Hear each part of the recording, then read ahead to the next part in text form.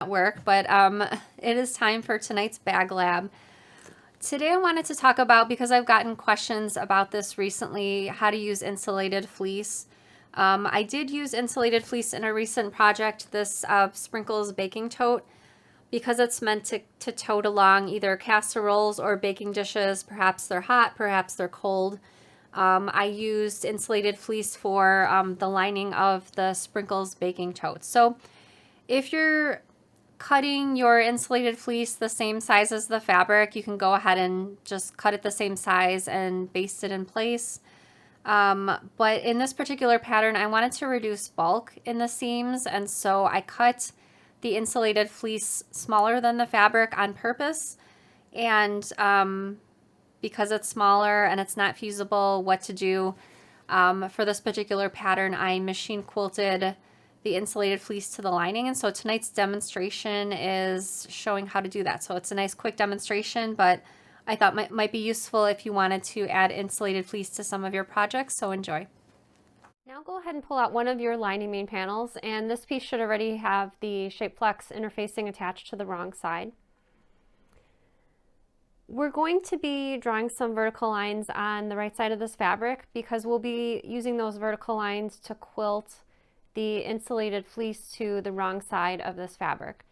Because the insulated fleece is cut to the same size as the shape flex, it's not a feasible interfacing, so we need to use this machine quilting to attach the insulated fleece to the lining main panel.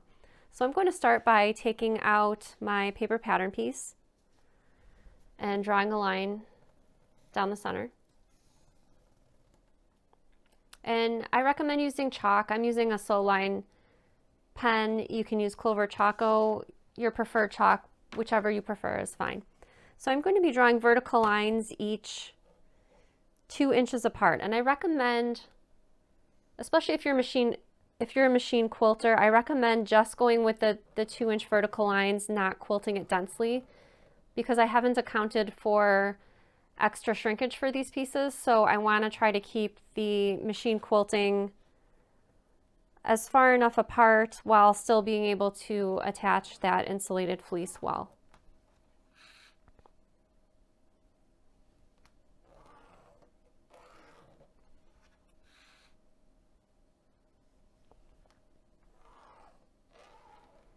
And if you're making baking dish D, you'll be doing the same thing. Obviously your piece will just be round, and if your fabric is directional, just make sure that the top of the print is at the top of the circle.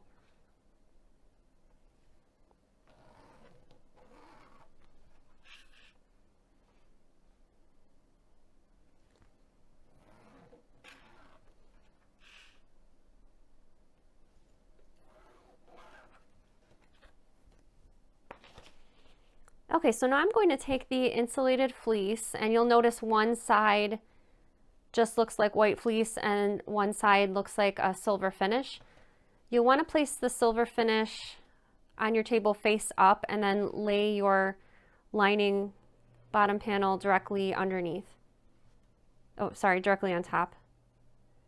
And make sure that the insulated fleece is centered. So you can use some traditional pins, or if you have some of these jumbo wonder clips, those are great to hold the fabric in place.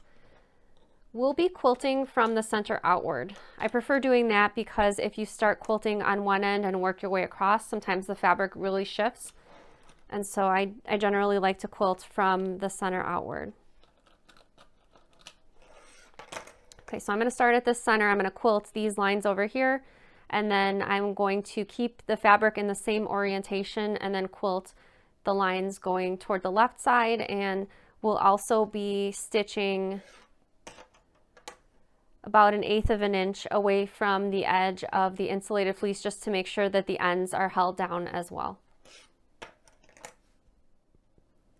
For this machine quilting, I'm going to be stitching with a slightly lengthened stitch length from my regular stitch length. On my machine, my regular stitch length is 2.5 millimeters, and I'll be machine quilting using 3 millimeters.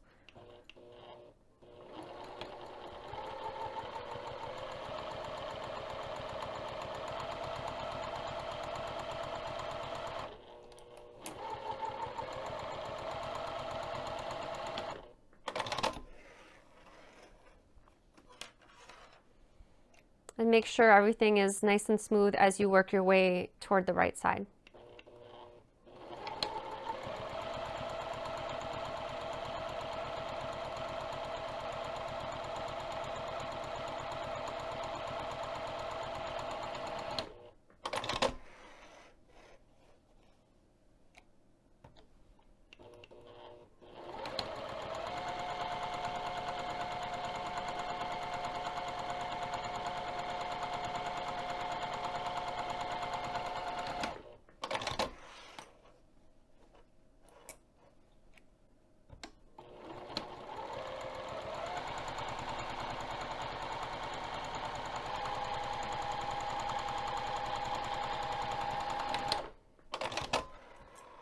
And then I'm just going to flip this over so that I can stitch just the end portion down.